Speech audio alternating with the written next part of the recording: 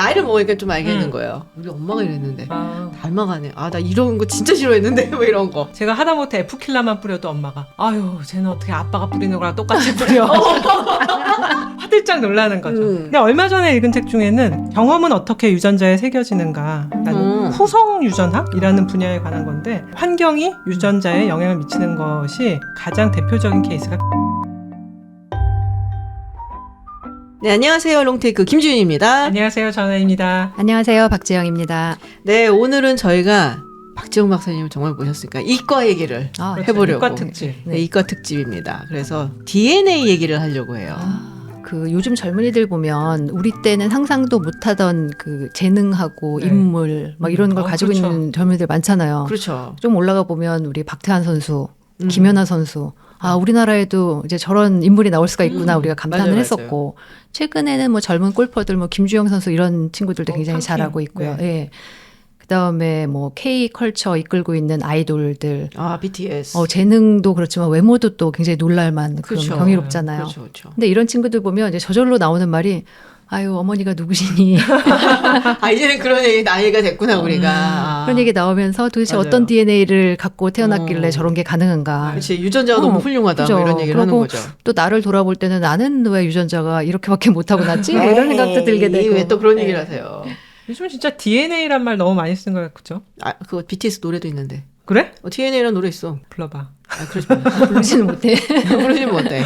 아니 요즘은 뭐든지 그런 DNA가 있어. 너에게는 무슨 DNA가 있구나. 뭐 사실 회사에서 영업을 잘해도 세일즈맨의 DNA가 있어. 뭐 이런 식으로 얘기를 하는데 어떻게 보면 우리가 모든 것을 약간 운명적으로 돌리는 그런 이제 습성인 것 같기도 하고 그다음에 기저에는 내가 DNA만 잘 타고났더라면 라는 그런 이제 약간 원망하는 그런 부모님을 마음이 원망하는 거야. 살짝 있는 것 같기도 하고 우리가 뭐 잘 되면 내 탓이고 잘못되면 부모님 탓 하는 거. 네. 그게 뭐 그런 거겠죠. 모두 다 공감하는 네. 부분이잖아요. 근데 DNA가 이게 약어일 거 아니에요? 그렇죠. 이게 우리가 DNA 본격적으로 이야기하기 네. 전에 고등학교 생명과학 얘기를 좀 해야 되는데요. 고등학교 때 이거 배웠어요? 나 기억이 안 나는데. 우리 때는 안 그렇게 깊게 안 들어가 있었던 것 같아요. 근데 요즘에 수능에서 이제 생명과학 분야에서 가장 어려운 파트가 유전 파트. 그래서 학생들도 굉장히 좀 고전하는 파트라서 이거 우리가 길고 지루하게 이야기하면 안 될 것 같고요. 네. 그러니까 아까 약어 얘기하셨는데 DNA가 디옥스리보 뉴클레익 엑시드 요거의 이제 약자예요. 벌써 어려워. 뭐 간단하게 얘기하면 유전 정보를 담고 있는 뭐 화학 물질의 일종이다. 이렇게 이해를 하시면 될 것 같아요. 근데 여기서 이제 중요한 게 유전 정보를 담고 있다. 그래서 우리가 뭐 DNA가 좋네 나쁘네 뭐 이런 네. 이야기들을 하고 있는 거죠. 네. 1953년에 제임스 왓슨이랑 프랜시스 크릭이 DNA의 구조를 분석하고 이제 이걸로 노벨상을 타게 되잖아요. 근데 이게 게놈이라고 하는 거랑은 또 다른가요? 게놈은 이제 우리나라 말로 유전체라고 하는데요. 유전체라는 거는 이제 생물이 갖고 있는 고유의 어떤 네. 특성인데 이 유전체가 이 염색체로 구성이 되어 있어요. 그러니까 우리가 부모님으로부터 각각 23개의 염색체를 이어받아서 46개의 염색체를 가지고 있고요. 이 염색체가 유전자 정보를 담고 있는 DNA를 또 가지고 있는 거예요. 그래서 인간 같은 경우는 한 30억 쌍이 넘는 DNA 쌍을 가지고 있다고 하더라고요. 근데 이런 걸 다 통틀어서 유전체라고 하는 거죠. 그래서 우리가 휴먼 게놈 프로젝트 이런 거 있었잖아요. 네, 그렇죠. 그게 인간이 갖고 있는 모든 그 생물학적 정보를 한번 파헤쳐 보겠다. 뭐 이런 거라고 이해를 하시면 돼요. 가능한가요? 계속 진행이 되고 있죠. 그렇죠. 근데 그 왓슨하고 그릭하고 둘이 인종차별주의자였다고. 아 진짜? 오생각을 아마 믿었을까? 여기서 또 깨알같이. 근데 요즘은 이제 과학이 발달을 하면서 DNA 정보를 다양하게 활용을 하는 것 같아요. 네. 우리 그 안젤리나 졸리가 맞아요. 유전자 정보 이용해가지고 뭐 본인이 유방암이 걸릴 확률이 높다 그래서 예방적 유방 절제술을 하고 그랬었잖아요. 엄청 화제가 됐었죠. 맞아요. 그렇죠. 그때는 화제가 됐는데 이게 굉장히 대중화가 돼가지고 요즘에 우리나라에서도 다이렉트로 이제 그 소비자한테 정보를 전달해주는 DTC 서비스가 되게 유행이라 그래요. 맞아요. 본인이- 네이버 같은 데 들어가니까 많이 떠 있더라고요. 구강 상피 세포 본인이 채취해가지고 회사로 보내면 회사에서 여러 가지 정보를 이제 구성을 해서 보내준다고 하더라고요. 근데 우리 궁금한 모발 뭐 피부, 그다음에 무슨 뭐 알코올을 얼마나 분해할 수 있는 능력을 네. 갖고 있느냐, 뭐 이런 것들 굉장히 다양하게 그 정보를 준다고 해요. 그거 마셔보면 아는데. 마셔보기 전에. 굳이 DNA 검사까지. 그러니까. 근데 그게 뭐 몇만 원? 뭐 이 정도더라고요. 네, 맞아요. 금액도. 그래서 뭐 굉장히 다양하고 그냥 흥미 위주의 뭐 이런 거를 좀 할 수 있는 것 같은데 이게 워낙 그 좀 데이터가 많이 모일수록 정확한 그렇죠. 결과가 나오는 거여가지고 신뢰도는 잘 모르겠어요. 근데 문제가 데이터가 많이 모이면 그 데이터가 유출된다든지 위험성도 커지고 그치. 여러 가지 양날의 칼이 있는 것 같아요. 데이터는 항상. 왠지 우리 아들들이 모바일 검사 해보고 싶어 할 것 같은데. 남자들은 그게 모바일. 거의 군대를 다시 가는 것과 같은 악몽이라고 얘기를 하더라고요. 아 진짜? 이게 굉장히 중요하니까. 저는 해보지는 않았는데 이제 여기저기서 그런 회사에 대한 정보는 많이 찾아봤거든요. 네. 그중에 미국 회사에 관심이 있었는데 23andMe라고 23andMe라는 회사인데 그 창립자가 앤 와치츠키거든요. 유명한 구글 창업자 세르게이 브린의 브린. 엑스와이프. 엑스와이프지, 아. 엑스와이프. 그리고 언니가 유명해. 유튜브. 유튜브의 CEO였죠. 그치. 수잔 워치츠키. 199달러 내면 키트를 하나 줘요. 그 키트에 침을 뱉어서 다시 보내면 이제 한 2주 후에 내 조상이 어디서 왔나 조상에 대한 조상까지? 정보 플러스 내가 향후에 어떤 병에 걸릴 수 있지 않나 그런 이제 확률적인 정보를 같이 준다고 하는데 문제는 그 회사가 작년 고점 대비해서 주가가 98% 떨어졌대요. 그럼 망한 거 아니야? 그냥? 거의 오늘 주가 46센트? 거의 망한 것 같이 됐는데요. 일단 199달러를 내고 사실 조상 그거 알아서 뭐하냐고. 그리고 병이 뭐 걸릴 것 같다. 이런 건 사실 그렇죠. 저희 가족의 뭐 병력이라든지 그걸 봐도 맞아요. 알 수 있고 그렇죠. 사실 또 정확히 뭐가 딱 나오지 않잖아요. 네가 뭐 확률. 45살에 뭐 어디 아플 거야. 이건 거의 점쟁인데 그런 정도의 정보는 나오지 않으니까 굳이 30만 원 정도 내서 이게 얻을 수 있는 게 뭐야? 또 한 번은 그리고 690만 명 정도의 정보가 유출이 됐었대요. 그거는 좀 크리티컬하다. 그래서 집단 소송이 걸린 거지. 그러면 이제 지출이 굉장히 많아지잖아요, 회사에서. 그래서 그런지 회사가 어렵다 그러더라고요. 그게 이제 내 조상이 누군가 뭐 이런 궁금한 거는 사실 예전에 그 미국에 그런 거 많았잖아요. 패밀리 트리 찾아봐야 맞아, 쭉쭉쭉 맞아. 올라가고 막 뿌리. 이런 거. 네, 근데 그 정도 하면 되는 거지. 사실 이렇게까지 돈을 들여갖고 할 만한 정도는 아니잖아요. 그러니까. 근데 사실 근데 DNA 정보하고 뭐 내 조상하고 유전자하고 얘기를 하니까 약간 뜬금없는 얘기긴 한데 옛날 제정 러시아의 마지막 황제였던 니콜라이 2세 그 가족이 혁명 당시에 이제 몰살을 당하잖아요. 그렇죠. 예, 참 어디론가 끌고 가갖고선 처음에 막 잘해주고 그러더니 이제 지하실에 가둬놓고 전부 다 난사를 해서 다 죽여버렸잖아요. 근데 그때 약간 전설같이 딸이었던 아나스타시아 공주는 살아있다. 왜 그랬을까? 왜 그런 소문이 돌았을까? 사기를 쳐서 그래, 한 여자가. 근데 그때 그래갖고선 그 때문에 만화 영화도 나오고 막 이랬어. 자기가 아나스타샤다. 영화가 맞아요. 기억이 나. 영화도 있어, 맞아요. 그 잉그리드 버그만이랑 율브린너 나오는. 진짜 옛날 영화다. 근데 결말이 기억이 안 나네. 그 왜냐면 여자가 진짜라는 식으로 영화가 흘러갔던 것 맞아요. 같은데. 그랬던 것 같아요. 우리 입장에서는 사실 진짜면 흥미롭잖아. 그치. 아니 그 상황에서 불사조처럼 살아남았단 말이야. 근데 진짜가 아니었던 거야? 가짜였어. 사기꾼이었지. 아유, 그래서 그걸 이제 실망이다. DNA랑 뭐 이런 걸 해고선 뭐 조사를 해서 봤더니 가짜였다. 좀 사기꾼이었다라는 얘기가 있었고 사실 미국에는 그런 게 많아요. 파운딩 파더라잖아. 건국의 아버지. 이 건국의 아버지들이 워낙 유명한 사람들이 있으니까 이 사람들의 이제 후손들이 누군가 어딘가 요만큼씩은 피가 섞여 있지 않을까.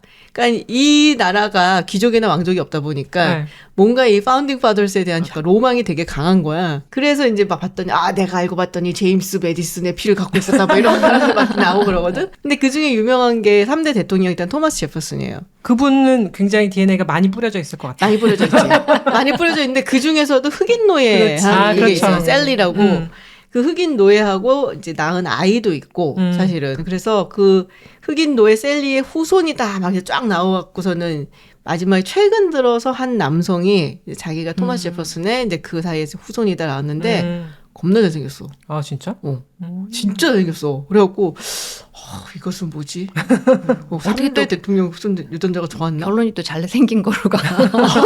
늘 외모 지상주의거든요. 결론은 비슷해요. 늘. 하여튼 그랬다고요. 그런 식으로 그래서 DNA 검사하고 그런 식으로 알아봐갖고서는 내가 뭐 귀족의 후손이 뭐 이런 그렇지. 거 많이 하더라고 보니까. 우리나라도 DNA 하면 제일 먼저 떠오르는 게 사실 친자 확인이잖아요. 맞아요. 그렇죠. 드라마의 단골 손님. 아침 그치. 드라마. 아침 드라마에서 이거 막 이렇게 맞아요. 둘이 매칭해야 되니까 막 칫솔 몰래 훔쳐가고 맞아요. 막 머리카락을 떨어져서 그래서 이렇게 자기가 그래가지고 그거 검사를 많이 해서 뭐 친자네 아니네 얘기를 하는데 사실 이거 이렇게 상용화된 지 얼마 안 된 거잖아요. 그러니까 그전에는 도대체 어떻게 친자 확인을 했을까. 내 자식 아닌데 막 모르고 키우고 이런 것도 많았을 것 같은 생각도 들고. 근데 우리나라가 그 전쟁을 겪고 네. 또 굉장히 많은 변혁기를 거치면서 그런 사례들이 많았다고 하더라고요. 그러니까 어렸을 때 이제 귀동냥으로 네. 어른들 얘기하시는 거 이렇게 들으면 어느 집에서 결국 뭐 40살이 된 아들이 갑자기 나타나서 내가 이 집 아들입니다. 뭐 이런 사례들이 꽤 있는데 그때는 유산 주세요 뭐 이런 거예요. 검사를 할 수가 없잖아요. 아, 그러네요. 근데 그런 사람들은 기가 막히게 또 닮은 모습으로 나온다고 그러더라고요. 그거 말고는 뭐 밝힐 수 있는 방법이 없었을 것 같아요, 저는. 반대로 우리는 넌 다리 밑에서 주워왔다. 뭐 이런 것도 많은데. 그 애들이 다 같은 데서 태어났잖아. 다 형제 자매. 네, 그렇죠. 근데 사실 조상에는 특별히 관심은 안 가고요. 내가 뭐 징기스칸의 후예다 뭐 이럴 수는 있을 것 같은데. 징기스칸? 왜 갑자기 징기스칸이? 아니 왜 징기스칸도 그렇게 좀 많이 뿌려져 있대. 몽고 민족의 유전자를 검사해 보면 징기스칸의 후예들이 많다고 하더라고. 근데 그 유전자 검사에서 병력이 이제 나오자. 이제 병에 대한 예상. 네가 어떤 병에 걸릴 수 있고 어떤 병에 걸릴 확률이 있고. 그거는 사실 조금 관심이 있긴 해요. 왜냐하면 저희는 아버지가 암으로 돌아가셨고 저희 사촌 언니 중에 하나도 암으로 죽었거든요. 그러니까 사실은 병력이 그렇죠. 있는 거죠. 그러다 보니까 내가 어떤 부위에서 이제 암이 걸릴 가능성이 있는가. 그럼 내가 또 뭘 조심해야 되나? 뭐 이런 것들 사실 건강검진을 하기도 하는데 유전자 검사를 하면 뭐 좀 더 다른 색다른 결과 있을까? 뭐 근데 건강검진 하면은 대체로 나오니까 근데 저도 사실 있거든요. 뭐 가족용으로 예. 암에 걸렸었던 분들 뭐 이런 분들도 계시고 그리고 고혈압, 당뇨 이거는 거의 양가가 다 있어. 아 진짜? 이건 거의 빼박인 거지. 그러니까 사실 그래서 제가 당뇨가 있지는 않은데 약간 그 위험군이야. 위험군? 막 이렇게 몸이 이렇게 크지도 않은데 그러니까 위험군인 거면은 그거는 이제 가족력인 거지 사실은 어떻게 보면은. 근데 좀 조심해야지라는 생각을 하면서도 단 거 꽤 먹는데 어떡하지? 생각해 보니까. 근데 추가적으로 그런 검진에서 나오는 정보 아닌 거를 괜히 알게 되면 더 골치 아플 것 맞아, 같아. 기분 나쁠 것 같아. 그렇다고 뭐 어쩔 거야. 사실 건강검진 전에도 엄청 스트레스 받거든요, 저. 아, 이번에 뭐. 조심하잖아요. 막 준비해가지고 무슨 수능 보듯이 일주일 그러니까 동안 몸을 운동 정결히하고. 안 하고 막 술 마시고 그러다가 그 검진 앞두고 갑자기 막 그러니까. 건전한 생활을 막 해서 하는데 유전자 아는 것도 좋지만 들으면 기분 나쁠 것 같아. 그치. 사실 근데 그리고 안다는 것도 좀 문제가 그 안젤리나 졸리 얘기하셨잖아요. 네. 안젤리나 졸리도 그분이 갖고 있었던 게 뭐 브레카1이라는 그 유전자가 사실 뭐 대단한 유전자는 아니래요. 많은 사람들이 갖고 있고 그런데 이제 그게 변형될 가능성이 있고 문제가 있는 형질이다라고 해서 굉장히 과감한 액션을 취했는데 유전학자들은 비난을 많이 했다고 맞아요. 하더라고요. 네, 그렇게까지 할 필요 없는데. 많은 사람들이 그 유전자를 갖고도 이제 관리를 잘하고 이제 건전한 생활을 함으로써 사실 암에 걸리지 않고 평생을 사는데 저런 식으로 유명인이 막 신체 일부를 절제했어 그치. 이러면 이게 영향력이 크니까. 일반적인 사람들한테 나쁜 영향을 미치지 않나. 그치. 근데 그런 걸 굳이 할 필요가 있을까 싶긴 해요. DNA 검사. 그러니까 원래 알잖아요. 내가 게으른 거. 그리고 그냥 대충 살잖아. 그냥 이러고 살다가 죽으면 끝이지 뭐 약간 이런 마인드로 사는 사람이라 갖고 건강검진도 정말 그냥 귀찮은데 이제 애들이 성장할 때까지만 받아야지 그러고 갖고 있는 거거든. 그래서 뭐 DNA 검사까지 뭐 그냥 뭐 팔자지 뭐 약간 이런 우리 그 스타일이라. 숨겨놓은 친자가 없잖아. 그렇지. 맞아. 확실해요? 그 미국에 있을 때 그 막장 쇼들에서 친자 검사 많이 하잖아. 그치. 그래서 제리 스프링어. 그러니까는 보통은 그런 케이스야. 그러니까는 엄마하고 아빠 있는데 엄마는 얘가 아빠다 근데 아빠는 너 그때 나 말고 남자 많았잖아. 막 그치. 막 이렇게 버드럭거리고 그러다가 막 그러고서는 이제 만약에 남자가 아빠로 나오면은 이제 그 다음에는 이단 역차기 막 난리 나고 막 남자가 근데 아빠가 아닌 걸로 나오면은 갑자기 여자가 막 도망가고 막 무대 밖으로 뛰어나가고. 보통은 그 유전자 검사 결과를 그 한바탕 싸우고 그 다음 주에 알려줘. 내가 진짜 열심히 봤거든 그 쇼를. 나도 열심히 봤는데 제리 스프링어. 네. 근데 우리가 이런 이제 신체적인 이런 DNA 말고도 성격이나 뭐 이런 것도 궁금하잖아요. 네, 근데 그쵸, 우리가 뭐 콩 심은 데 콩 나고 팥 심은 데 팥 난다 이런 얘기 많이 하는데 사실은 이거의 의미는 뭐 어떤 원인 때문에 거기 적정한 결과가 나온다 이런 의미인데 우리는 이제 부모랑 자식이랑 많이 닮았다 이런 얘기 하려고 왜 그 말도 있잖아요. 씨도독 못한다 뭐 이런 거. 콩콩 팥팥 막 이러면서 특히 나쁜 점일 때는 약간 뭐, 저주 가까우니까. 뭐 부모님한테 어떤 유전자 물려받으셨어요? 뭐 받았겠죠. 근데 별로 생각을 별로 안 해봤는데 나이를 먹으니까 좀 알겠는 거예요. 이런 행동을 했을 때 문득 그런 생각 들잖아요. 아, 우리 아빠가 이랬는데, 아, 우리 엄마가 이랬는데, 닮아가네. 아, 나 이런 거 진짜 싫어했는데, 뭐 이런 거. 아, 진짜? 아이한테 대하는 어떤 모습을 보면서 우리 엄마가 나한테 이랬었는데, 진짜 싫어했는데, 막 약간 이런 게 많어. 난 나 자신은 저는 제 자신에 대해서는 자각을 못 하는데, 제가 하다못해 F킬라만 뿌려도 엄마가, 아유, 쟤는 어떻게 아빠가 뿌리는 거랑 똑같이 뿌려. 뭐 이러면은 화들짝 놀라는 거죠. 근데 보통은 저는 안 좋은 거를 이렇게 받았다, 이런 얘기를 많이 들었거든요. 저 자신도 이제 생각하는 게, 머리카락이 이제 수치 별로 없다. 많이 빠지는 탈모 경향이 있다. 그 다음에 피부에 고름 같은 게 잘 차는 낭종 같은 게 계속 생기는데, 이제 그것도 확실히 유전인 것 같은데, 좋은 거는 잘 모르겠어요. 그러니까 좋은 건 기억이 안 나. 좋은 건 기억이 안 잘나면 나요. 내 탓이고 잘 안 되는 건 부모 탓이라니까. 잘나는 건 다 내가 잘나서 그렇지. 못난 것만 이제 부모한테 받아서 그런 거다 그러는 거지. 그러면은 물려주고 싶은 형질은 뭐가 있어요? 물려주고 싶은 거는 뭐 좋은 건 다 물려주고 싶은데 사실 저도 이제 이 생각을 해봤어요. 네. 나는 부모한테 어떤 좋은 점을 받았나 이런 걸 생각을 해봤더니 이게 부모님이랑 같이 살 때는 대부분의 시기가 반항기잖아. 아, 그렇죠. 그러니까 이 반항기를 살면서는 내가 부모님한테 뭐를 물려받고 싶다 이런 생각은 안 했던 것 같아요. 근데 아까 이제 지윤님 얘기한 것처럼 다 늙은 다음에 아 이런 좋은 점은 부모님한테 받았구나 뭐 이런 거를 생각을 하게 되는 것 같고 그다음에 자식한테는 딱히 뭐 이런 점을 갔으면 좋겠다가 아니라 그냥 아이를 낳을 때 막연하게 내 좋은 점과 배우자의 좋은 점을 다 한가득 물려받은 좋은 유전자를 가진 아이가 태어날 거라고 막연하게 기대를 했던 것 같아요. 태교를 하는 건가요? 아니 그 태교도 안 하면서 그냥 막연하게 얘는 되게 똑똑하고 되게 예쁘고 상냥하고 뭐 그러니까 그런 생각을 다 하고 이제 애가 태어나서 20년을 살았잖아요. 네. 결과는 아직은 판단이 안 되고요.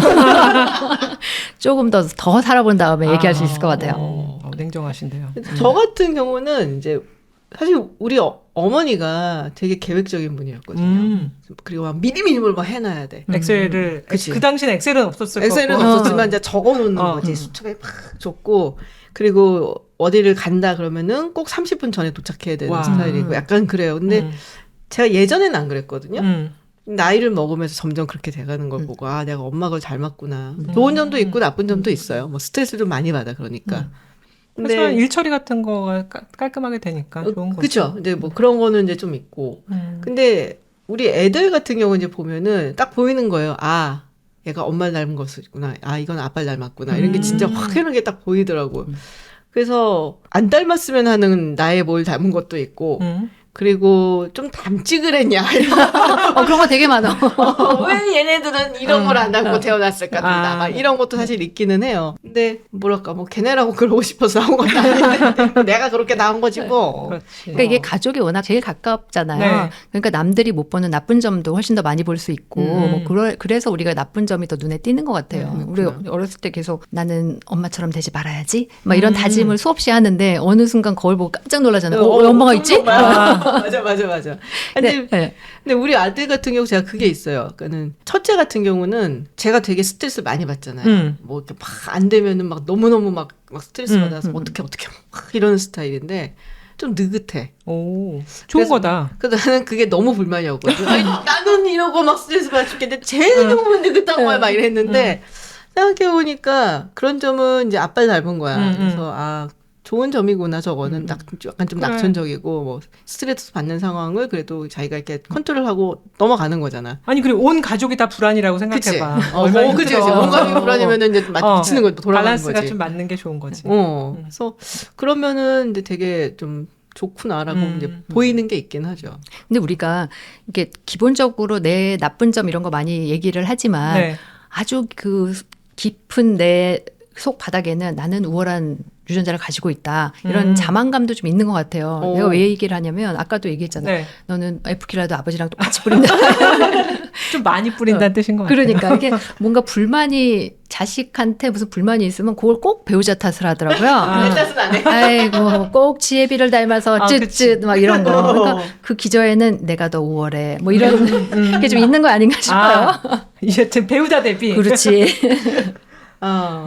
내 유전자는 갈 데가 없어갖고 나도 물려주고 싶은 건 있는데 저는 손발이 크거든요.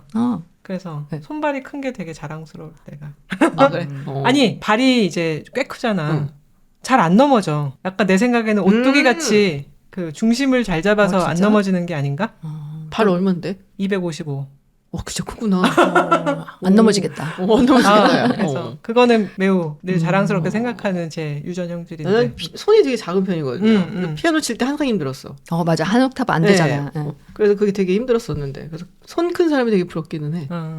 그리고 언어적으로는 제가 이렇게 외국어 억양을 잘 따라해요. 그래서 근데 외국어를 꾸준히 하진 않기 때문에 언어를 엄청 유창하게 못하는데 순간적으로 시작할 때 억양을 약간 그 이수지 씨, 린자오밍 물론 이수지 씨만큼 잘하지 못하지만 진짜 그런, 잘하더라. 그런 것도 좀 좋은 형질인 것 같은데 우리가 갈 데가 그 없네. 유전자가 어느 정도나 이제 유전 영향이고 어느 정도가 환경적 영향인지 궁금하잖아요. 그렇죠. 이제 유전 정보 이런 거 연구하시는 분들의 어떤 파트의 주장에서는 뭐 그 사람의 성향, 네. 그다음에 어학 능력, 네. 뭐 이런 것들도 그리고 뭐 습관이나 버릇 이런 것도 우리가 환경 탓이야 이렇게 생각을 하는데 네. 그런 것도 유전자의 영향이 있다라는 맞아요. 연구 결과들도 그래요? 있다고 하더라고요. 사실 그 되게 연구를 많이 했던 분야 중에 하나가 어떤 아이가 이제 학습 능력이 뛰어나잖아요. 그러면 이것이 아이가 타고난 DNA 때문인가? 맞아. 아니면은 환경 탓인가? 이 연구는 예전에 정말 노동경제학 이런 데서 많이 했던 거거든요. 근데 뭐 환경을 무시할 수 없다는 거는 이제 분명한 것 같긴 해요. 맞아요. 근데 그 환경을 무시할 수 없다는 것이 그런 환경을 만들어줄 수 있는 부모가 가지고 있는 DNA도 사실은 무시를 할 수 없기 때문이거든. 그렇지. 그래서 이게 어디까지가 이제 맞느냐, 그러니까 어디까지가 DNA고 어디까지가 환경이냐, 이거 구분하기 되게 모호하긴 한데 학원 선생님들 말 들어보면 다 DNA라고 그러던데. 선생님 말. 학원생님 그러면 안 되잖아.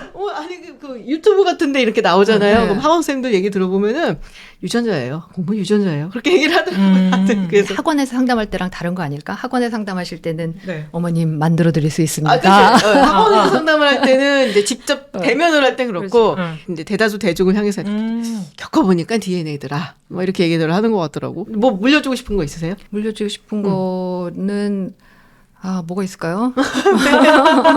머리 별로 없나 봐. 좋으시잖아. 나 눈 나쁜 거 이런 거 안 물려주고 싶었는데 네. 물려받았고 그다음에 신체 구조도 마음에 안 들어서 안 물려주고 싶었는데 하나는 물려받고 하나는 지아빨 닮아서 한 애는 보면서는 좀 이렇게 흐뭇하고 한 애는 보면서 미안하고 이런 거 좀 있죠. 네. 그런 거 있어, 맞아요. 친체 같은 게, 그러니까는 제가 약간 어깨가 좀 큰 편이에요. 그런데 그거를 물려받은 애가 있어. 근데 옛날엔 제가 어깨가 좀 그래갖고 그 큰 편이니까 되게 싫었어요, 그게. 왜? 그 당시에는 어깨가 좀 좁아야 한복이 좁고 잘 어울리잖아요. 맞아요. 네. 한복이 선이 이렇게 떨어지니까 동그랗고 좁아야지 예쁘다 그랬었거든. 그래서 한복 입으면 티 안 난다고 되게 구박 많이 받았었어. 근데 요새는 이제 각진 떡 부러진 그렇지. 어깨가 그렇지. 대세 세대가 됐으니까 이제 대세히 지윤 박사님이 대세가 대세인- 되셨어요. 너무 늙었어 그렇게. 내가 한 20년 좀 늦게 태어났어야 되는데 너무 늙었지. 근데 생각해 보면은 되게 재밌는 게 DNA가 많이 우세하다 그러면은 왜 그런 거 있잖아요. 딸들은 왠지 아빠랑 비슷한 남자랑 결혼하고 아들들은 엄마랑 비슷한 여자하고 사랑에 빠진다 아니면 결혼한다 이런 얘기들이 좀 있거든요. 그 DNA 때문에 그런가? 그 BTS도 DNA 그거 노래한 거잖아요. 내 혈관 속에 DNA가 널 원해. 뭐 태초의 DNA가 너를 불러. 뭐 그걸 이런 어떻게 아세요? 그런 노래 있더라고요. 근데 그런 노래를 엄마 닮은 여자분 앞에서 부르는 건 너무 끔찍하다. 그러네. 이게 또 이게 DNA가 또 발현된다고 하잖아요. 네. 그러니까 우리가 사실 부모 각각으로부터 이제 물려봤는데 어떤 게 발현될까 이런 것도 궁금하기도 하고 그쵸. 이게 법칙이 딱 있는 게 아니니까 네. 그런 거 이제 나는 이제 납작한 뒤통수를 가지고 있는데 동그란 머리의 남자랑 결혼했으면 동그란 머리가 나왔으려나 뭐 이런 것도 궁금하고 어느 게 우성인지를 알아야 될 거 아니야. 그렇지. 납작한 뒤통수는 모르겠고요. 이제 눈이나 머리 색깔은 어두운 게 우성이래요. 그러니까 보면은 약간 갖고 싶지 않은 것들이 대체로 우성이야. 근데 아니요. 우성인지 열성인지 알려면 한 4-5명 나와봐야 아는 거 아니야? 아 그런가? 맨데레 완두콩씨랑 내 아이로? 야 진짜 생각이 안 나. 근데 이제 그 머리 얘기가 나왔으니까 그러니까 금발이 열성인 거예요. 그러니까 금발이 그쵸. 별로 없잖아. 네, 맞아요. 열성이 그래서 사람들이 없어. 금발을 좋아하잖아요. 별로 없고 희귀하니까. 희귀하니까. 근데 얼마 전에 이제 뉴스에서 봤는데 네. 어떤 네덜란드 남성이 자기 유전자를 500명 이상을 세계 전역에 뿌린 거예요. 그래서 그 어떻게 그럴 수 있어? 후손이 500명 이상이 이제 나왔대 진짜로. 정자은행에 기증하고 정자 이런 기증을 거야? 했는데 끔찍해. 그러니까 이 사람은 하면 되는 허용된 이상으로 이제 아 기증을 한 거고 그래서 이제 더 기증을 하면 너는 벌금을 내야 된다. 범죄. 뭐 이렇게까지 했다고 하더라고요. 근데 알아보니까 이미 한 500명 이상이 이 기증을 받아가지고 아이를 낳은 거예요. 근데 이 사람이 금발 남성이었대. 아. 근데 이제 서양에서는 금발에 대한 선호도가 있으니까 그쵸, 네. 조금 더 이제 공여가 많이 됐을 거다. 이런 이야기들도 하더라고요. 근데 끔찍한 게 이런 거 보면 약간 우생학 그런 거랑 연결되는 것 같아. 그래서 금지시킨 거지. 이제. 네. 근데 왠지 갑자기 궁금한 게 500명 중에 몇 명이나 금발로 나왔을까 궁금한데. 다 찾아서 물어볼 수도 없고. 그쵸. 완두콩과는 같지 않겠지. 이거 실험을 좀 하고 싶은데. 근데 정말 그게 그 윤리의 그 선에서 아주 오가는 맞아. 그런 얘기할 수밖에 없죠. 아니 선호 이 정도 얘기할 때는 좋지만 이제 그게 점점 차별로 가고 그다음에 차별에서 이거는 억제하고 이걸 많이 이제 뭐 거두어 드려야겠어. 그러고 이제 그런 우생학적으로 선택을 하고 이런 게 되면 나중에 사실 이어지면 인종 청소까지 가는 그럼요. 거거든. 그렇죠. 우생학이라는 게 이제 프랜시스 갈튼이라는 사람이 처음 시작한 거거든요. 19세기 중반인데 이 사람이 다윈의 사촌이야. 그래? 네, 그래서 다윈을 정말 존경했대요. 그래서 이런 이제 약간 과학적으로 유전에 대한 얘기를 하고 막 이러니까 다윈을 너무 좋아해갖고 그래서 이제 스스로 약간 이 분야를 독학을 한 걸로 알아. 그래서 이 우생학 이걸 해서 처음에 이제 원고를 다윈한테 보여주고 그랬을 땐 다윈이 흥미롭다 그랬는데 얘가 점점 인종차별주의적인 걸로 가버리잖아 우생학이. 근데 다윈은 그런 사람이 아니었어요. 다윈은 굉장히 인종차별에 반대한 사람이었고 그래서 이 이제 갈튼이라는 인물이 우생학을 막 발전을 시키고 19세기 말에서 20세기 초에 선풍적인 인기를 끌었어요 서구에서. 근데 그게 그러네 또 그 시기. 그 시기야. 어. 그리고 그 당시에는 또 이제 제국주의 그렇죠. 막 그렇죠. 이제 식민지 막 확장하고 이럴 때였기 때문에 또 가면은 여기 이제 원주민들이 있고 그러면은 이 사람들은 이제 우생학이 그거를 뒷받침을 해준 거지. 이 사람들은 열등한 사람들. 그래서 우리가 이 사람들을 교화를 시키든지 그리고 그걸 이제 넘어서게 되면은 이 사람들은 인간의 범주에 올라오지 못한 사람들이니까 이게 막대하는 거죠. 맞아요. 차별 수준이 아니라 거의 학살하고 뭐 이런 식으로. 그래서 굉장히 뭐 잔혹한 짓을 많이 저질렀고 사실 우리가 아는 대부분의 많은 정치인들 그 당시 유명했었던 사람들은 대부분 우생학을 신봉했던 사람들이에요. 그게 인종적으로도 이제 적용을 했지만 사실 그 아우슈비츠 가스실에 유태인들보다 먼저 집어넣어졌던 학살을 당했던 사람들이 병이 있었던 사람들, 정신병이 있었던 장애인들. 장애인들. 그래서 이제 같은 독일인이라도 할지라도 이런 사람들의 유전자를 없애야겠어. 사회에서 청소해야겠어. 정말 끔찍하죠. 그런 식으로 했던 게 사실 미국에도 되게 있었어요. 미국은 꽤 최근까지 그걸 했었어. 그래서 단종법이라고 그래갖고 네. 유전자가 안 좋다. 예를 네. 들어서 계속해서 뭐 지적장애인 뭐 이 유전자가 있다. 그러면은 불임 수술을 시켜버린 거야. 그 일부러. 그래서 그걸로 되게 유명한 사람이 이제 캐리 버긴가 하는 여성이 있는데 버지니아주에 살던 사람이거든요. 근데 되게 불쌍한 사람이에요. 그 엄마가 약간 정신적으로 문제가 있어서 뭐 일찍 죽었나 아니면 병원에 갔나 그래갖고 그 위탁 가정에 맡겨져요. 근데 이 포스터 패밀리의 친척, 그러니까 조카가 성폭행을 해. 그래서 어린 나이 임신을 하게 돼요. 근데 이거를 이제 벗어나려고 이제 조카 편을 들어주려고 이 포스터 패밀리가 이제 막 법정 가서 증언하고 이럴 때, 얘가 물란한 애다, 뭐 얘가 꼬셨다, 막 이게 너무나 그 전형적인 그 네. 스토리인 거야. 근데 내가 보기에는 이 여성이 정말 장애가 너무 심하고 이건 아니지만 약간 경계성이었던 것 같아. 그런 상황에서 대처를 못한 것도 있고 그 당시에 본인한테 되게 안 좋은 방향으로 강제 불임 뭐 이런 거를 막 하고 했던 사람을 나중까지 따르고 이러는 거 보니까 약간 경계성 지능 장애가 아니었을까라는 생각이 드는데 어쨌든 간에 그리고서는 이 여성이 병원에 가요. 정신병원에. 거기에 갇혀졌는데 그래서 아이를 낳았잖아. 근데 아이를 낳았는데 이 아이는 또 다른 위탁 가격에 맡기지. 그러면서 그 아이가 지능이 떨어진다라고 얘기를 하는 거야. 그러니까는 3대가 지금 지능이 떨어진다라고 얘기를 하는데 근데 그게 거짓말이었다 그러더라고. 나중에. 진짜? 야, 이 꼬마 아이는 이제 멀쩡한 애였는데 되게 똑똑한 애였는데 그래서 3대가 지능이 이렇게 떨어지는 경우라면은 유전자가 안 좋은 게 맞으니까 불임 수술을 시켜도 된다라고 연방 대법원에서 판결을 내려. 세상에 법원에서. 그러니까 미국의 연방 대법원의 정말 흑역사 판결 막 있을 수 없는 그런 너무나 씻고 싶은 그런 판결 몇 개 중에 들어가는 판결인데 지금으로선 상상도 할 수 상상할 없는 수 그런 없죠. 일이다. 그래서 결국에는 불임 수술 강제로 받고 나중에 그래서 뭐 정부에서 뭐 사과를 했나 뭐 그랬던 것 같아요. 그래야겠지. 되게 끔찍한 사례였는데 그런 게 너무 많았어요. 근데. 이런 아이디어들이 영화로 나온 게 혹시 보셨는지 몰라도 97년 영화 가타카라는 영화가 있거든요. 그게 유전자 조작이나 이제 유전자에 의한 인간 차별에 예. 대한 영화인데 이제 미래가 되면 사람들이 유전자를 다 조작해서 아기를 낳는 거예요. 더 완벽한 아기를 낳기 위해서. 그래서 다 부부가 인공수정을 하고 유전자 가위 같은 걸 통해서 나쁜 뭐 탈모, 편집? 뭐 근시 뭐 이런 거나 다 편집을 해서 정말 말끔한 애들을 낳고 그런데 말끔하지 못한 유전자를 갖고 태어났던 아기들은 보통 자연적으로 임신한 엄마 아빠가 사랑에 의해서 이제 맺어진 그런 그 탄생한 아기들은 열등한 사람이 돼버리는 거예요. 그래서 거기 주인공이 에탄 호크가 나오는데 에탄 호크는 그렇게 태어난 부모님의 사랑에 의해서 태어난 아기인데 사랑에 의해서 애를 이제 만들어서 그 출생시켜 놓고 부모님이 이제 아유 쟤는 어떻게 살라 그러나 막 걱정을 막 하는 거야. 근데 이제 그 에탄 모질이 뭐 이런 거. 에탄 호크가 근시 눈이 되게 나쁘고 이제 얘는 그 자라나면서 탈모가 생길 거고 뭐 제명대로 다 못 죽을 거야. 근데 사실 우리의 모습이잖아. 그렇죠. 눈 나쁘고 머리 빠지고 그다음에 뭐 여러 가지에 의해서 다 천수를 누리지 못하는 경우도 있고 뭐 그러는데 에탄호크가 이제 평범한 인간인데 평범하지 않은 열망을 갖고 있어. 나는 우주 비행사가 될 거야. 우주로 갈 거야. 그래서 그걸 위해서 막 알아보다가 그런 좋은 회사 뭐 나사 같은 일종의 게 들어가려면 유전자 때문에 안 되는 거야. 안 돼. 그래서 유전자 정보를 우월한 유전자 주드로에 그 당시 97년 주드로는 매우 우월해. 지금은 거기가 머리가 빠졌는데. 지금 우월하지 않은데 그 당시 영화 보면 우월하고. 우월하지. 우월해. 그런데 이 우월한 유전자가 아무리 유전자가 우월해도 교통사고를 당해. 그래서 이 사람은 반신불수가 돼.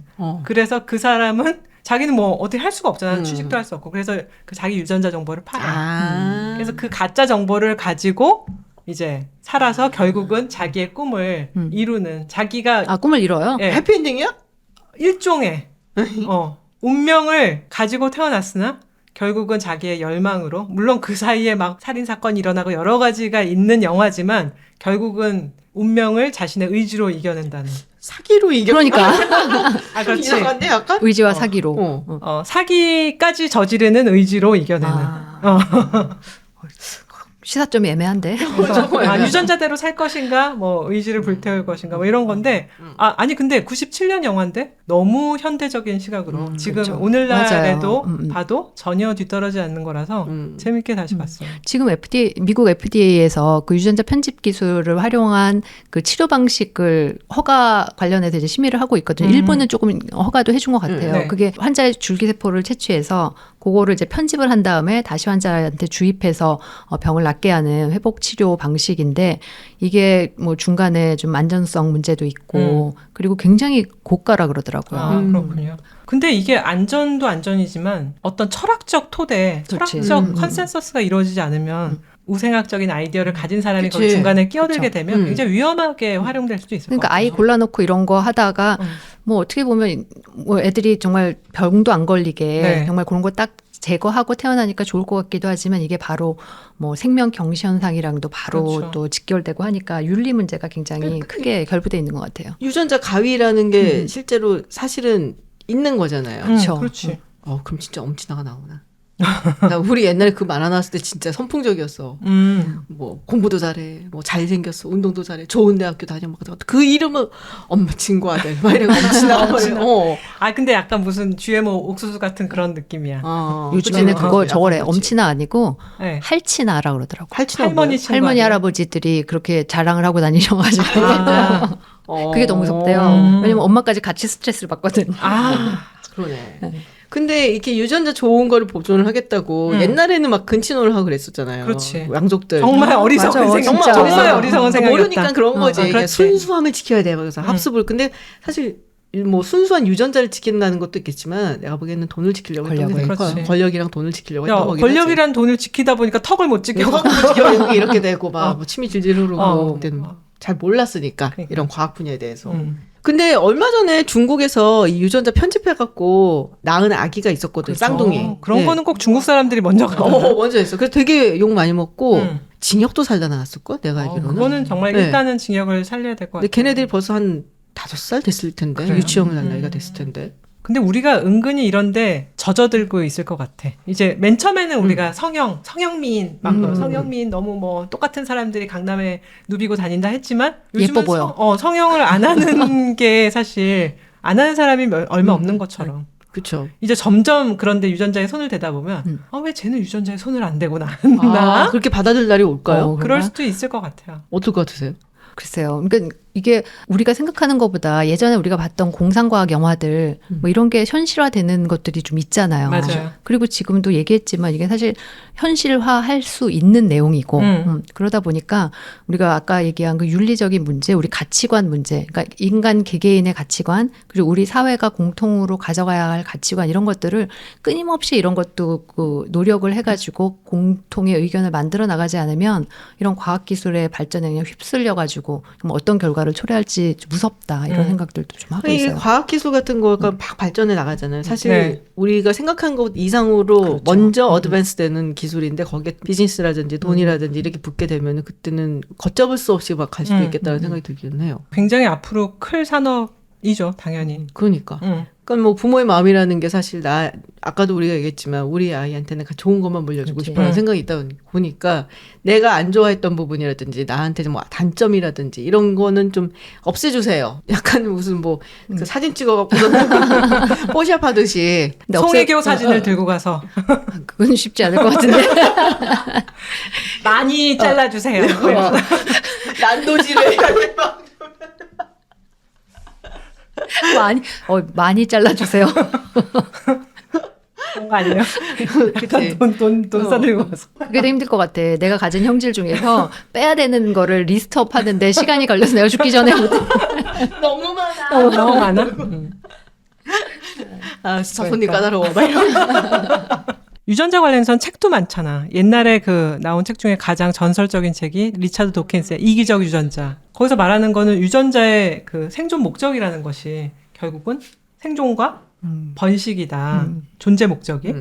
그래서 우리는 이제 생명체, 인간이건 혹은 그냥 다른 유기체건 생명체라는 것은 유전자가 생존과 번식을 하기 위해서 사용하는 생존 기계일 뿐이다. 이런 그 주장을 폈는데, 근데 생존과 번식이 유전자의 존재 목적이라는 거는 예전에는 읽을 때는 그렇군 이랬는데 요즘은 번식을 사람들이 잘 안 하려고 하잖아. 그치. 아이들 잘 안 낳지. 그럼 결국은 생존과 번식이란 두 가지 중에 결국은 우선이야. 생존이 우선되고 번식은 그나마도 그 다음인가? 그런 생각을 했어요. 스카이캐슬이 생각났어.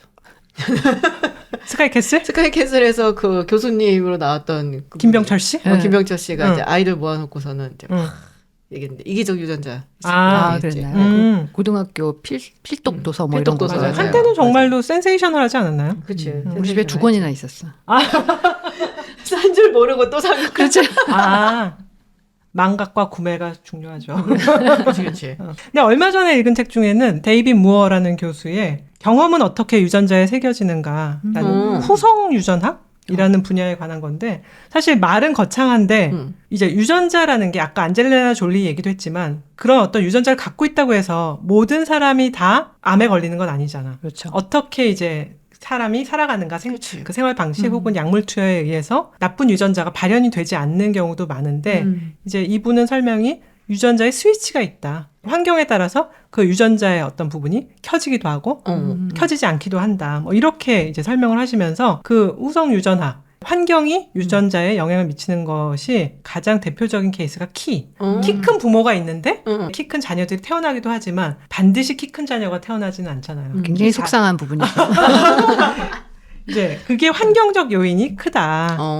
잘 먹어야 된다는 건가? 그렇지. 그리고 또 임신기 여성이 기근에 처했을 때 그건 굉장히 공통적인 그렇죠. 현상이잖아요. 어떤 집단에. 그렇죠. 그랬을 때 그 집단에서는 조현병이 발생하거나 맞아요. 또는 비만이 오히려 나중에 발생하는. 왜냐하면 그게 칼로리를 모으려고 그치. 하는 경향이 생겨서 그런 게 있는데 그게 어떨 때는 또 유전이 된다는 거야. 한 번 세대가 그걸 경험하고 나서. 그런데 그 전 세대 없던 것이 어떤 경험을 통해서 그 다음 세대부터는 약간씩 유전적인 경향을 보이기도 한다. 이런 것들을 지금 계속 연구하는 게 후성 유전학이라고 해요. 그 키 얘기를 하니까 아까 그 얘기했던 프랜시스 갈튼이 했었던 것 중에 하나가 되게 유명한 말이 있어요. 평균으로의 회귀. 사실은 이제 그 사람도 이제 유전이나 유생학 이런 걸 네. 했었던 사람이라서 그런지 그러니까 보통 생각하면 우리가 아버지가 이제 키가 크고 어머니도 크고 그러면은 이제 키가 더 큰 애가 나오고 그렇죠. 점점점 커질 거라고 생각들을 그렇지. 보통을 하죠. 네. 키 큰 사람 만나면 더 커질 거 아니야. 근데 사실은 작은 애가 나온다는 거예요. 그러니까 평균이 있으면은 아웃라이어가 있다고 해서 아웃라이어가 계속 발전하는 게 아니라 이제 평균으로 자꾸 돌아오려고 한다. 그래서 regression to the mean이라고 그랬었어요. 근데 통계에서는 regression을 말을 쓰는데 이거랑 사실 큰 상관은 없는데 통계 배울 때 먼저 그걸 배우고서는 배웠던 것 같아요. 그래서 regression, 평균으로 회귀를 한다 뭐 이런 얘기를 하는데 기근이라든지 전쟁이라든지 이런 걸 겪어서 그래서 아이가 이제 나오면은 그런 아이들이 사실은 이제 지적 능력이 떨어진 경우가 많대요. 아, 그래요? 임신 중에 그런 이제 아무래도 뭐 영향이 결핍이 네. 되고 면역성도 떨어지고 하면서 그래서 그 한 세대가 그렇게 되는 경우가 되게 많다 그러더라고. 그러면은 그게 유전적으로 어떤 영향을 계속해서 내리물림이 될지는 모르겠지만 사실 사회 전체가 영향을 받는 것은 맞지. 그렇지. 그래서 만약에 어떤 그런 부족한 이제 세대가 있었을 때 그 세대가 양육을 하는데 문제가 있으면 또 그 다음 세대도 조금 영향을 받고 그래서 다시 회복되는 데는 또 시간이 걸리거나 할 수도 있는 것 같아요. 근데 어쨌거나 이런 유전이냐 환경이냐에서 가장 사람들이 관심을 쏟는 분야가 쌍둥이 연구. 제일 쉽게 이제 관찰을 그쵸. 할 수 네. 있잖아요. 그래서 뭐 최근에 스페인 암센터에서도 쌍둥이들 모아서 이제 암에 대한 유전 인자가 중요한가 아니면 그 후에 환경적 요소가 중요한가라고 해서 계속 추적 조사를 하는데 진짜로 이제 일란성 쌍둥이더라도 계속 삶의 방식을 다르게 하면서 살아가면 염색체의 그런 배열이란 거는 변하지 않잖아요. 그렇죠. 그런데 유전자 전체의 어떤 구성은 조금씩 변해간다 이런 얘기도 하더라고요. 그래서 옛날에는 그래서 정말 말도 안 되는 비윤리적인 연구를 한 적이 있어요. 아, 진짜? 쌍둥이를 태어났는데 일부러. 아, 네. 그래갖고 그 걸려갖고서는 뭐 처벌받고 막 이런 적도 있었거든. 그래서 정말 이런 가정에서 태어난 아이와 그리고 저런 가정에서 태어난 아이를 비교를 했을 때 그래서 유전자가 강하냐 네. 환경이 강하냐 뭐 이런 거 가지고서는 해갖고 처벌을 받고 그런 적도 있지. 지금은 뭐 말도 안 되는 얘기고 그러면 그냥 맞아요. 착각착각 이렇게 돼가는 건데 뭐 그런 식으로 이제 연구를 한 적이 있었죠. 근데 그렇게 따지면은 우리가 아이들한테 유전자를 물려주는 거잖아요. 소용이 없네 그러니까 별로. 기본적인 것만 가져가는 거고 걔네는 우리랑 살던 때랑은 완전히 다른 그렇지. 환경에서 자라나는 거니까 그렇지. 여기 뭐 이렇게 생기고 주름 생기고 이런 거 다 완전히 다르게 생긴다는 거니까 상관이 없네. 맞아요. 그 유전자 위에 계속해서 좀 더 미세하게 그 위에 새겨지는 것들이 있다. 바로 경험과 환경에 의해서. 그걸 기쁘게 받아들여야 될지 슬프게 받아들여야 될지. 그래도 어쨌든 역사적으로 우리가 어떤 DNA를 계속 이어온 거고, 네. 그다음에 환경, 우리나라 사람은 또 같은 환경에서 쭉 그 역사를 가지고 살아왔으니까, 환경하고 DNA가 그런 걸 이제 물려받은 거는 맞는 거잖아요. 그래서 어떤 사람들은 아까도 얘기했지만, 조상이 어떤가, 우리 민족은 도대체 어떻게 내려왔는가, 이런 거에 되게 궁금해하는 사람들도 많은 한국인. 것 같아요. 한국인. 한국인은 누구인가? 그렇죠. 당군의 자손. 노래 있잖아. 아름다운 이 땅에 금수강산에 뭐 이런 거. 그거 아니야 무슨 당군 할아버지가 그거 뭐지? 그 신라 장군 이사부. 그래? 그거 끝없이 나가는 거죠? 그 노래. 백은 나와야 되겠네. 그거다. 한국을 뭐 빛낸 빛낸 백인의 위인들. 그런 거 맞아. 백면 나와야 아, 끝나는. 예. 그거는 롱테이크에서 다 소화가 어려운 것 같습니다. 노래가. 그치.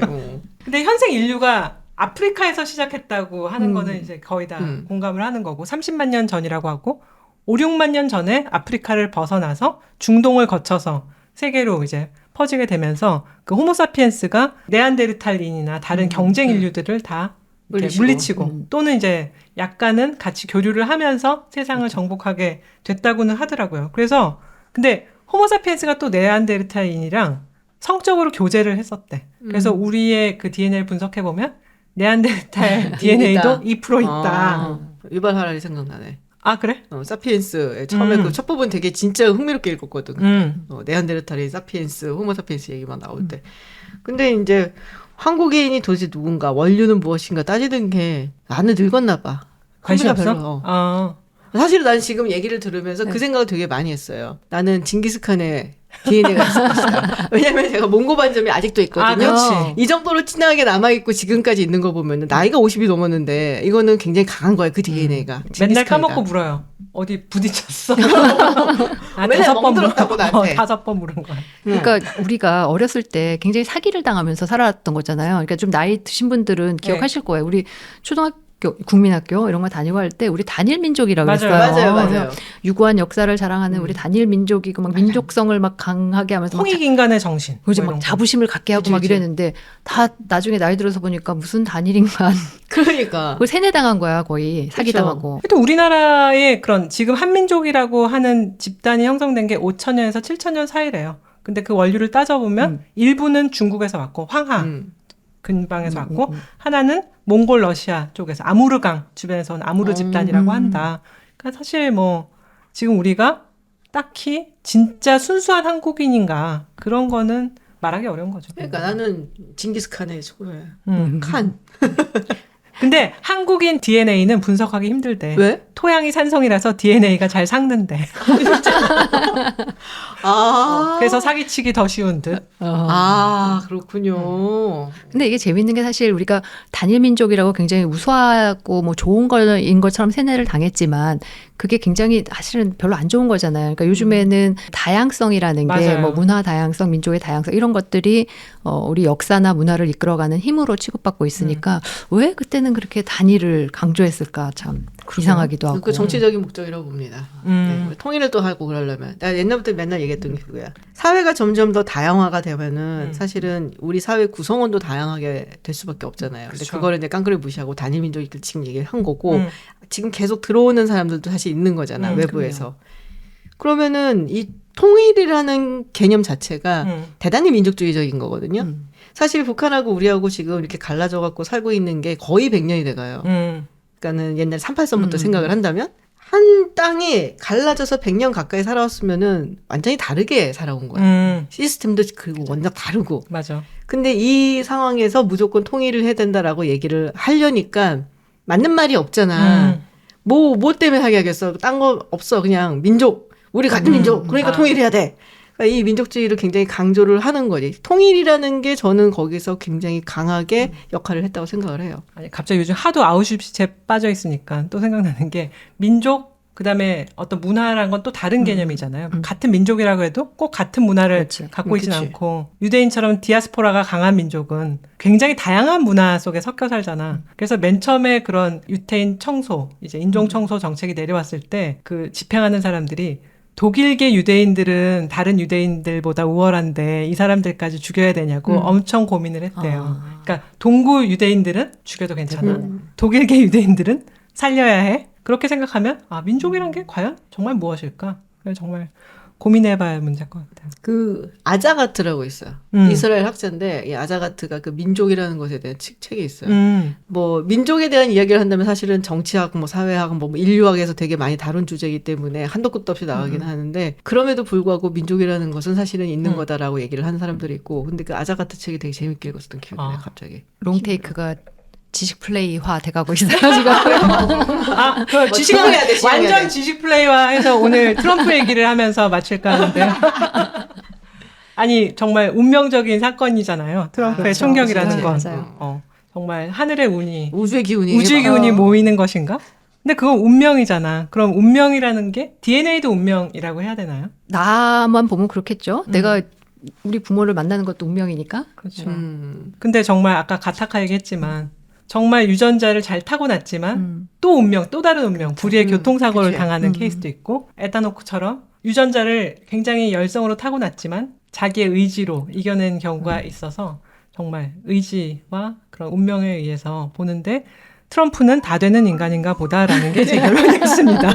아니 그리고 아까 얘기했지만 부모님 유전자가 뭐 받았다고 하더라도 그대로 가는 게 아니잖아요. 맞아요. 본인의 경험이라든지 본인의 어떤 환경 이런 거에 따라 조금씩 달라진다고 그렇지. 하니까 그러니까 뭐 유전자 좋은 거 물려주자 해봤자 소용없어. 그러니까 부동산이나 물려주자. 그게 이제 오늘의 명제라고 더 확실하다. 봐요. 결론이. 결론은 그거야. 부동산이나 물려주자. 여유가 결론은 되면. 롱테이크였습니다. 네. 네, 오늘 이렇게 유전자 이야기에서 트럼프 그리고 부동산으로 끝나. 다음에 또 흥미롭고 재미있는 이야기로 돌아오겠습니다. 롱테이크 김지윤이었습니다. 전화였습니다. 박지영이었습니다. 고맙습니다. 감사합니다. 안녕히 계세요.